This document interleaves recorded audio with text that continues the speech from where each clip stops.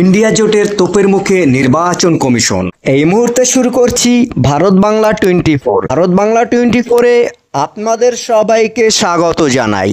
তবে সবার আগে আপনার এই ভারত বাংলা 24 চ্যানেলটিকে লাইক ও সাবস্ক্রাইব করে অন্যদের কাছে পৌঁছে দেবার সুযোগ করে দিন।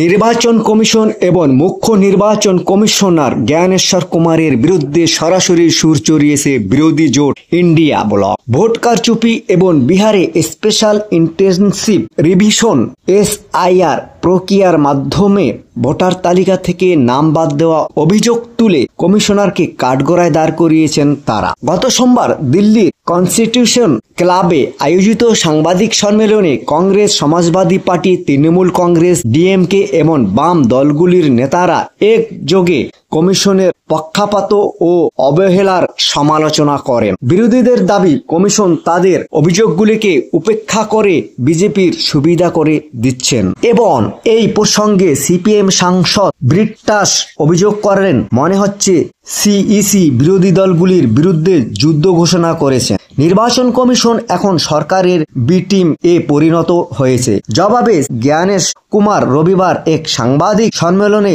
বিরোধীদের অভিযোগ ভুল তথ্য এবং মিথ্যা বলে উড়িয়ে দিয়েছেন। রাহুল গান্ধী ও তেজস্বী যাদব সহ বিরোধী নেতারা এই পদক্ষেপকে গণতন্ত্রের উপর সরাসরি আক্রমণ বলে আখ্যা দিয়েছেন। সূত্রে খবর, বিরোধী দলগুলি CECর বিরুদ্ধে অভিশংসন প্রস্তাব আনার কথা ভাবছেন, যা বিহারের আসন্ন নির্বাচনের আগে এই বিতর্কে আরো বাড়িয়ে তুলেছে। কংগ্রেসের দলনেতা রাহুল গান্ধী নির্বাচন কমিশনার জ্ঞানেশ্বরকে অপসারণ করার জন্য সমস্ত বিরোধী দলকে একাট্টা করেছেন। এদিকে 7 দিনের মধ্যে হলফনামা না দিতে পারলে ক্ষমা চান রাহুলকে তোপ নির্বাচন কমিশনের। পাল্টা ভোট চুরি সংক্রান্তে যাবতীয় অভিযোগ হলফনামা আকারে 7 দিনের মধ্যে জমা দিন, না হলে প্রকাশ্যে ক্ষমা চান রাহুল গান্ধীকে চ্যালেঞ্জ নির্বাচন কমিশনের। পাল্টা কংগ্রেস বলছে, কমিশনের বক্তব্যই স্পষ্ট হয়ে যাচ্ছে কিভাবে বিজেপির তরফে পক্ষপাতিত্ব করা হচ্ছে। দিন কয়েক আগে ভোটার তালিকা তুলে ধরে ভুয়ো ভোটার সংক্রান্ত একগুচ্ছ অভিযোগ করেন রাহুল গান্ধী। লোকসভার বিরোধী দলনেতা দাবি করেন মোট 6 রকমভাবে ভোট চুরি হচ্ছে।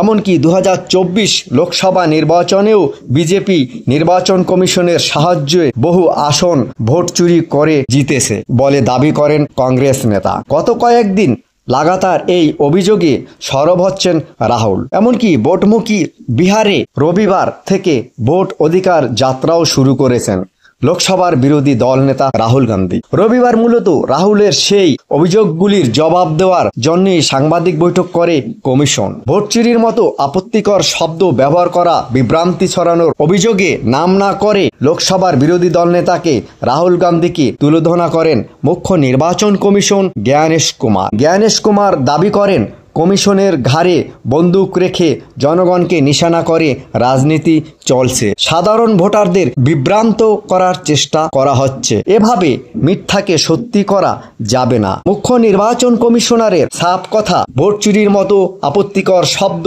ব্যবহার করে দেশকে বিভ্রান্ত করা হচ্ছে এবং সংবিধানের অপমান ছাড়া আর কিছু নয়। এই ধরনের এত নিখুঁত প্রক্রিয়ার পরও এত ভিত্তিহীন অভিযোগ করা হচ্ছে, এর উদ্দেশ্য কি বোঝাই যাচ্ছে। জ্ঞানেশ কুমার কংগ্রেসের নেতার উদ্দেশ্যে চ্যালেঞ্জ সুরে বলে, রাহুল গান্ধী যে সব অভিযোগ করেছেন 7 দিনের মধ্যে সেগুলির প্রমাণসহ হলফনামা দিতে হবে, না হলে দেশবাসীর উদ্দেশ্যে ক্ষমা চাইতে হবে। আর সেটা না করলে ধরে নেওয়া যাবে রাহুলের অভিযোগ ভ্রান্ত। কংগ্রেস নেতা জয়রাম রমেশ সোশ্যাল মিডিয়ায় বলছেন, নির্বাচন কমিশন রাহুল গান্ধীকে হুমকি দিচ্ছেন। সেটার জবাবে একটা কথাই বলবো, রাহুল গান্ধী নিজে থেকে কিছু বলেননি। নির্বাচন কমিশনের নিজের তথ্য কি অমিল আছে সেটাই শুধু তুলে ধরছেন। আসলে নির্বাচন কমিশন এদিন শুধু যে নিজেদের অক্ষমতা তুলে ধরলো তাই নয়, একই সঙ্গে বিজেপির প্রতি পক্ষপাতিত্ব স্পষ্ট হয়ে গেল।